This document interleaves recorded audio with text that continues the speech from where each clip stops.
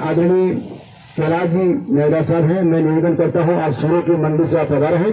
आज की ओम जय जगदीश की आरती आपकी टीम के द्वारा यहाँ की जाएगी। मैं उनसे निवेदन करता हूँ 2 शब्द आदरणीय कैलाश जी मेहरा साहब सर पधारे प्लीज। अरे मुन्ना सिंह जी साहब नहीं पधारा है तो मैं आजनी बना प्रसाद जी पधारो आप सर पधारी।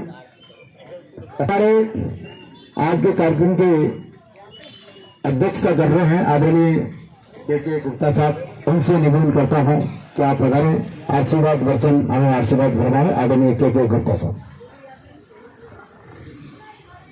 एक बार आप सभी से अनुरोध, मैं बोलूंगा जय श्री राम तो आप बोलेंगे जय जय श्री राम।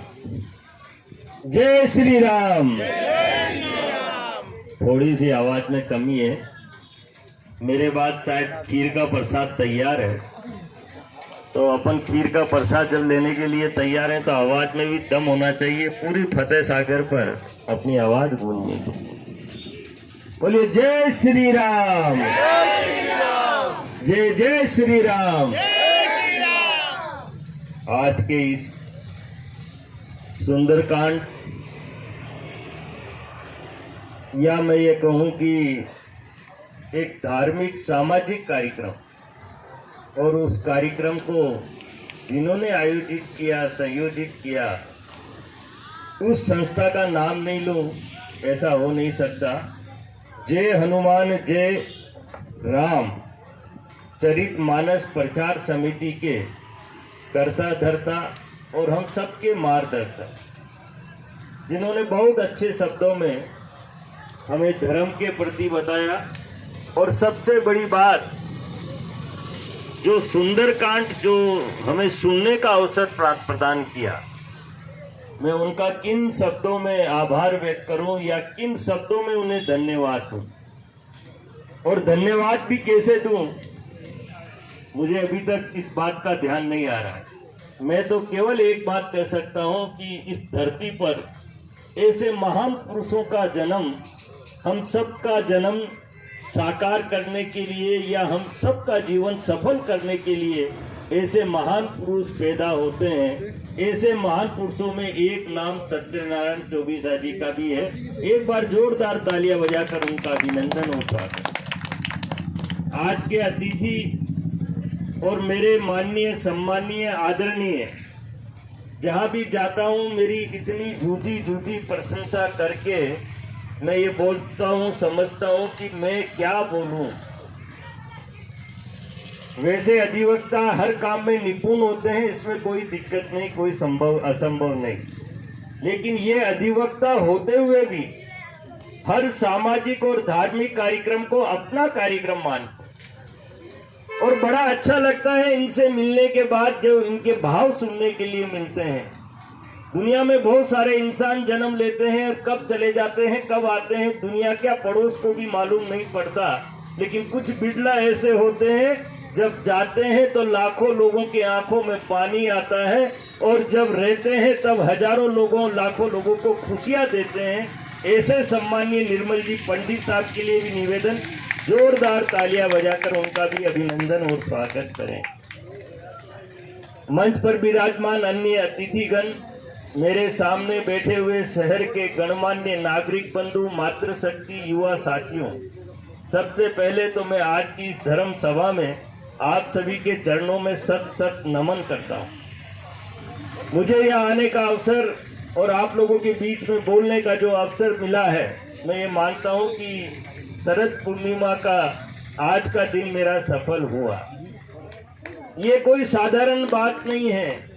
एक व्यक्ति 11 साल से नाव में बैठकर सुंदरकांड का पाठ कर रहा है, और हम सबको एक सकारात्मक रास्ता कह सकते हैं, या धर्म के प्रति जागरण और सनातन धर्म के प्रति आभास करा रहा है। हमें यह सीखने की आवश्यकता है। बहुत कम लोग ऐसे होते हैं जो समर्पण भाव से इस तरह की भक्ति करते हैं। आपने भक्ति की, ईश्वर ने कृपा की। लोग कहते हैं कि ईश्वर नहीं है, मैं कहता हूं ईश्वर इस पृथ्वी पर है। ये हमने देखा नहीं, हमारा नजरिया अलग है।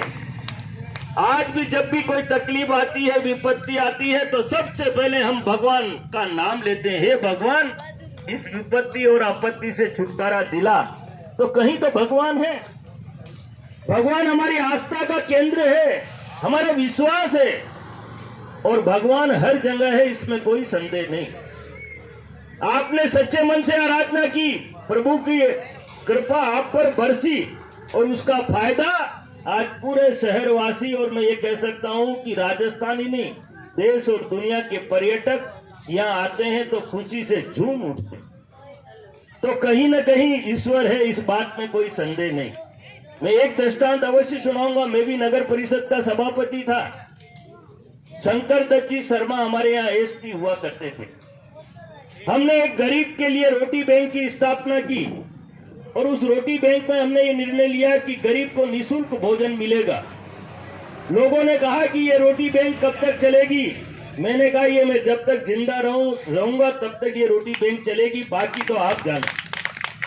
और जब हमने रोटी बैंक की स्थापना कर दी तो हमने एसपी शंकर दत्त शर्मा को चीफ गेस्ट बनाकर रोटी बैंक में आने के लिए आमंत्रण और निमंत्रण दिया। एसपी साहब ने कहा कि मैं आपके कार्यक्रम में कैसे आ सकता हूं? मैंने कहा क्यों नहीं आ सकते? आपने रोटी बैंक की स्थापना की, आपने ट्रस्टी बनाए, आपने मुझे ट्रस्टी क्यों नहीं बनाया? मैंने कहा सर हमने इसलिए नहीं बनाया कि हमने हर ट्रस्टी से 1-1 लाख रुपया लिया है। तो उन्होंने कहा कि मैं ईमानदार हूं तो इसका मतलब 1 लाख रुपए नहीं दे सकता। मैं 25-25 हजार के 4 चेक आपको देता हूं, क्या आप मुझे ट्रस्टी बनाएंगे? अरे मैंने कहा ये डाकण बेटा ले के दे। आजकल पुलिस की हालत क्या है हम बहुत अच्छी तरह से जानते हैं। लेकिन ये कहते हुए हमें बड़ा गर्व है, उस एसपी ने 25-25 हजार के 4 चेक हमें दिए और हमारी रोटी बैंक का ट्रस्टी बना। उसके बाद उसने एक भाव प्रकट किया कि गुप्ता जी आप बहुत सारे काम कर रहे हो, शहर स्वच्छ है, सुंदर है, हरा भरा है, बहुत सारे अनेकों कार्य किए हैं, लेकिन मेरी एक विनती है आपसे। मैंने कहा हुक्म, आप जो कहोगे वो करके दिखाने की अगर मेरे में क्षमता होगी तो मैं 100% गारंटी लेता हूं वो काम करके दिखाऊंगा।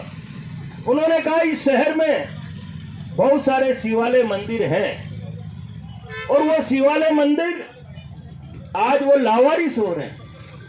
कईयों में पूजा होती है, कईयों में पूजा नहीं होती। मेरा आपसे केवल इतना सा अनुरोध है कि इन मंदिरों में पूजा होनी चाहिए, घंटी बजनी चाहिए, इनमें सफाई होनी चाहिए। मैंने वहीं बैठकर नगर परिषद में कमिश्नर को कहा कि मैं जब नगर परिषद आऊं तब तक मुझे सारे देवालयों की लिस्ट चाहिए, उनके फोटोग्राफ मेरे टेबल पे होने चाहिए। और आज रात से, क्योंकि दिवाली का 1 महीना बचा हुआ था, एक लक्ष्य लिया कि सारे देवालयों में घंटियां बजेगी, पूजा होगी, आरती होगी, भगवान को खुश किया जाएगा। और हमने 19 देवालय जो बिल्कुल लावारिस थे या कह सकते हैं कि जो खंडित हो चुके थे, उन सबको इस तरह से सजाया संवारा। और कई शिवालयों में तो हमने 40-40, 50-50 लाख रुपए भी खर्च किए। लोगों ने बढ़ चढ़कर अपनी हिस्सेदारी और भागीदारी निभाई। और देखते ही देखते शिव दिखते नहीं है, लेकिन शिव मन में रहते हैं, दिल में रहते हैं। शिव की वो कृपा हुई कि डूंगरपुर देश और दुनिया में स्वच्छता के नाम से जाने लगा, और आज भी अंतर्राष्ट्रीय स्तर पर डूंगरपुर की पहचान है। तो कहीं न कहीं हमारे देवी देवताओं का आशीर्वाद है, ये कहते हुए मुझे बड़ा गर्व होता है। हमें उन्होंने दिशा दी। शहर के हर एक व्यक्ति को कहा कि शहर को स्वच्छ बनाना है, और देखते ही देखते शहर इतना स्वच्छ बना, इतना सुंदर बना, इतना हरा भरा बना कि आज दुनिया के लिए उदाहरण बन गया।